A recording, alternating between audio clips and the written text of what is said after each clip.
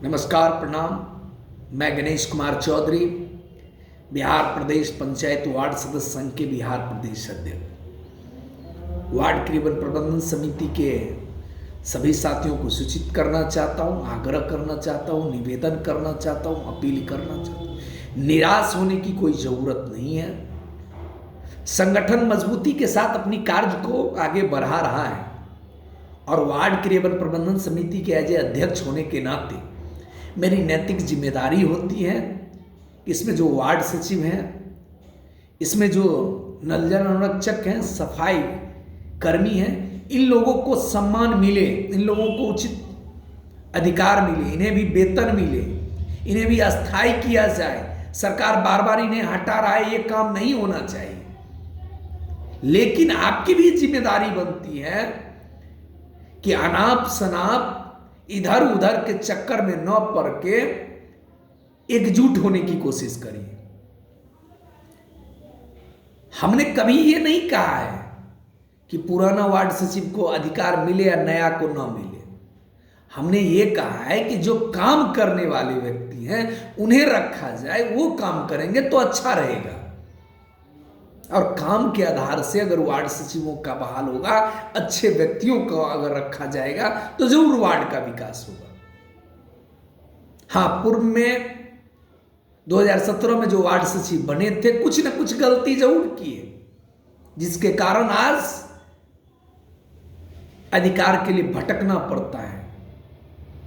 आप चेक काट रहे थे, आप वहां के वार्ड सचिव हैं, आप एक मजबूत व्यक्ति थे, लेकिन आप कमीशन के फेरा में आकर अपना तो गला घोंटे ही और उस वार्ड मेंबर का भी गला घोंट दिए और आने वाले जो नए वार्ड मेंबर वार्ड सचिव हुए उनका भी गला घोंट कर रख दिए। तो आपकी गलती है, ये स्वीकारना पड़ेगा आपको। लेकिन जब इस गलती का नतीजा हुआ कि 4 साल हम लोग लटके, लेकिन अब नहीं लटकेंगे, क्योंकि अब सरकार हमारे मांगों पर विचार कर लिया है, हमने सारी बातों को रख दिया है।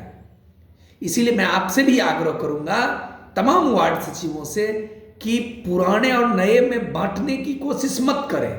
क्या जरूरत है आपको बांटने का? आप ये सोचे कि अस्थाई करवाने का जो विकल्प गणेश चौधरी ने लाया है सरकार के सामने, कि अगर वार्ड सचिव अस्थायी हो जाएंगे, इन्हें भी वेतन मिलेगा, तो भ्रष्टाचार की कोई गुंजाइश नहीं रहेगा, काम होगा, विकास होगा। लेकिन कब? जब आप साथ दीजिएगा। अब कुछ लोग कहते हैं कि हमको हटा दिया, हमारा कौन नियुक्ति करवाएगा? तो भाई, तुम्हारा नियुक्ति कैसे होगा? तुम कैसे इस ढांचे में रहोगे, वार्ड क्रियान्वयन प्रबंधन समिति का वार्ड सचिव बने रहोगे, उसकी भी दिमाग लगाया जाएगा। मैं उस पर भी विचार कर रहा हूं। ऐसा नहीं है कि आपका नियुक्ति नहीं होगा, लेकिन कैसे होगा? अब कुछ लोग अफवाह उड़ा दिए कि 2 तारीख को जो लेटर निकला वार्ड क्रियान्वयन प्रबंधन समिति में, वार्ड सभा के जरिए जो काम होना है, उसमें वार्ड सचिवों को ही बहाल कर दिया गया, पुराना को ये कर दिया गया, पुराना को वो कर दिया गया। अरे भाई, कहीं नहीं है पुराना नया का। उस लेटर से कोई वार्ड क्रियान्वयन प्रबंधन समिति का लेना देना नहीं है। आप अफवाह में पड़ के अपने अधिकार को डार्क में न रहें, साजिश का शिकार न बने।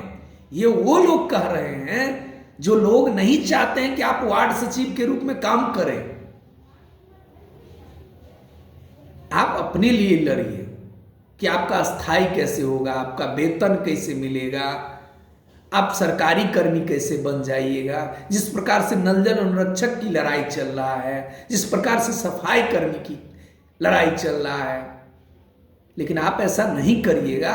और दूसरों को गाली देने से अधिकार नहीं मिलता है। आप मुझे गाली दीजिएगा, इस सबसे कोई फर्क नहीं पड़ेगा। ज्यादा गाली दीजिएगा, मैं छोड़ दूंगा, मैं नहीं इंटरेस्ट नहीं लूंगा। और मुझे लोगों ने चारों तरफ से फोन करके कहा कि सर, अगर वार्ड सभा में राशि मिलेगा और सब लोग अगर निराश ही रहेंगे तो आपका साथ देने वाले आदमी अगर दुखी रहेंगे तो कैसे काम चलेगा। हमने कहा कि भाई मैं सबके बारे में सोच रहा हूं, लेकिन हमारे ही कुछ साथी हैं जो मुझे ही गरिया रहे हैं। अरे मुझे गरियाने से अगर तुम्हारा पेट अगर चल रहा है, भर रहा है, तो गरियाते रहो, इस सबसे मुझे कोई फर्क नहीं पड़ता है। लेकिन एक चीज जरूर कहूंगा कि तुम्हारा एक एक गाली का हिसाब होगा और तुम्हारे गाली का जवाब हम अच्छी ढंग से देना जानते हैं। कहीं ऐसा ना हो कि जिस मुंह से गाली तुम बोलते हो वो मुंह बोलने लायक ना बचे। तुम्हें पता होना चाहिए कि तुम्हारे ऐसे ऐसे कितने लोगों को हमने सड़क पर दौड़ा दौड़ा कर पीटा है, और पीटना मैं जानता हूं।